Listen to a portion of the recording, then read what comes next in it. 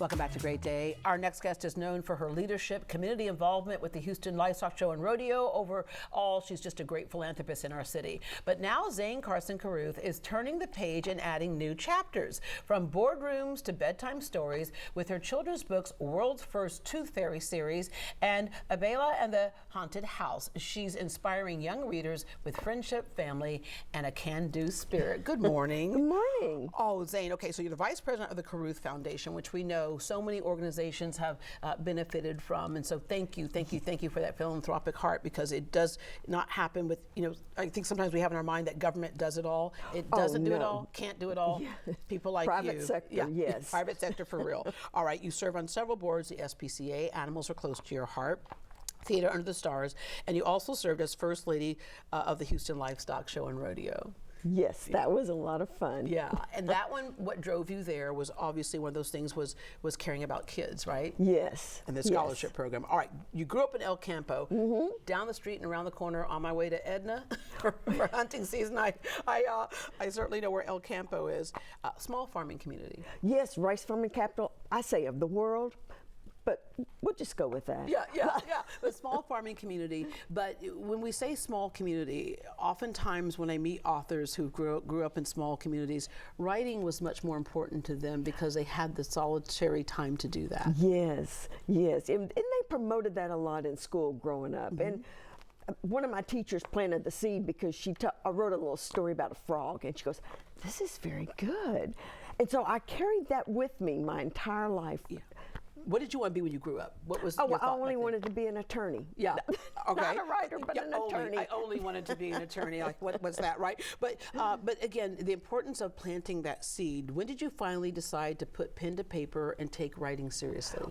Probably about 27 years ago. I was just sitting at home waiting for my daughter to get home and was just writing a little story because I love to write. And it was about a little pampered fairy.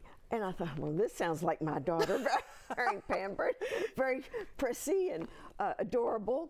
And so anyway, it took me years to get it published until I was in a class, for an etiquette school class, and the teacher had self-published an etiquette book for kids, and I thought, I can do that. Yeah. So I got my manuscript out, and the rest is history, because you can find everything on Google. The rest is history, but there's a lot between what you did and the history. And especially when you're doing a children's book, the illustrations are so important. So you write the storyline, but take us through the process. I get asked this so many times from people. They go, I want to write a book. Everyone says there's a book in them. They're like, but I don't know how to get started. So you got to start with your story, I would imagine. You start with your story. And what I have found is I just have to not pre-plan it. Like, I know what my next I knew what all of these books were going to be. Right. But when you start to write it, you get real tense trying to make it perfect. So I just write from my head to my heart, and the books write themselves when you just let go. And then you think, well, I'll correct it, I'll edit it later, which there's a lot of that. And then, especially for children's book, they have their imagination, but they confuse that imagination with the characters you provide. So the illustration part, how did you go about finding your illustrator? I lucked up. There is several sites online where they are independent contractors. So you just contact them, you see their portfolio, you interview them. And I looked at a lot of different artists before I found this. My guy's from India, and we have forged a great friendship. Yeah. And what I love about that too is that, so many times when someone says I want to be an artist, you think, okay, well, you're just hanging stuff in a gallery. No, there's so many other options and opportunities. Absolutely. And this is one of them. All right, you turn this experience into fun, magical stories with happy endings, which we certainly know kids need some happy endings on books today.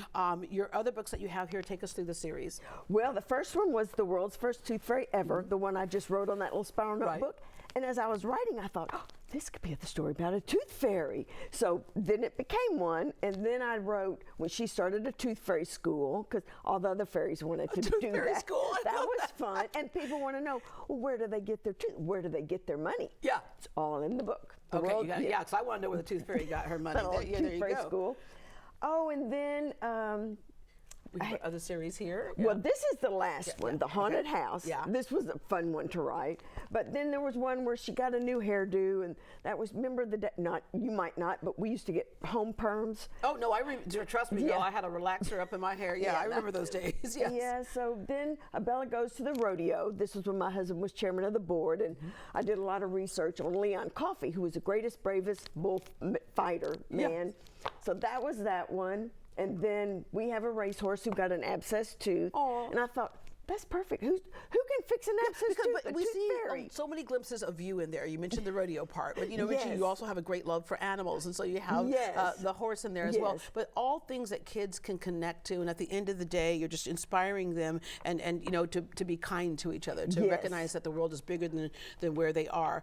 You, as a child, used to write every day in a journal. Yes. And so as a young adult too. Yeah. And so the importance of writing, because so many times kids just don't have the outlet, or I think sometimes because we've gotten so used to electronic devices that we don't think about literally writing something. Mm-hmm. Yes, yeah, and it, like I said, if you just let it go and don't put too much thought into it, just go with it. But you get an idea. Like, I'm already working mentally on my next book. Yeah. It's going to be about all the traditions of the other tooth fairies. Because the worlds have different parts of the world have different tooth fairy traditions, which is a lot of fun. So you've done study up on tooth fairies. Yes, I'm going to have to, because I've researched a lot, Leon Coffey. So, well, and then the racehorse book. I mean, all of them, you have to put, you have to put some work into it, some elbow grease. So, Zane, these books are going to teach kids lessons or reinforce lessons that they've learned. What lesson have you learned through writing them?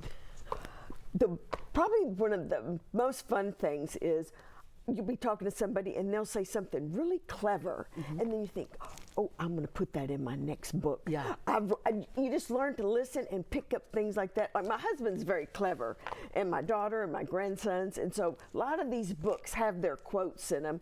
And you might have to write a whole chapter just to get that quote in there, but it's worth it. Yeah, it leads you to the next step, and then you connect those dots. All right, and lastly, what do you say to someone who says, I'd always love to, because we get that a lot. A lot of us do that. I'm guilty of that. I'd love to, but we put our heart and our passion on hold because we're just getting through life. Because people are scared to make a mistake, scared it won't do well, they won't rise to the level that they want. Yeah, you just have to forget all that and just do it. Just go out there, baby steps. Yeah. What do they say? The walk around the world starts with one step.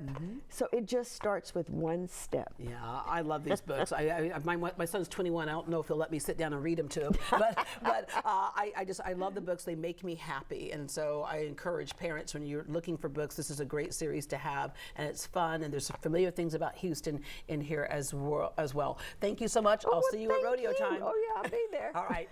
The world's first tooth fairy ever, and Bella and the Haunted House are available online and wherever you purchase your books from. To learn more about Zane, Carson, Carruth, you can visit greatdayhouston.com, and we will connect you.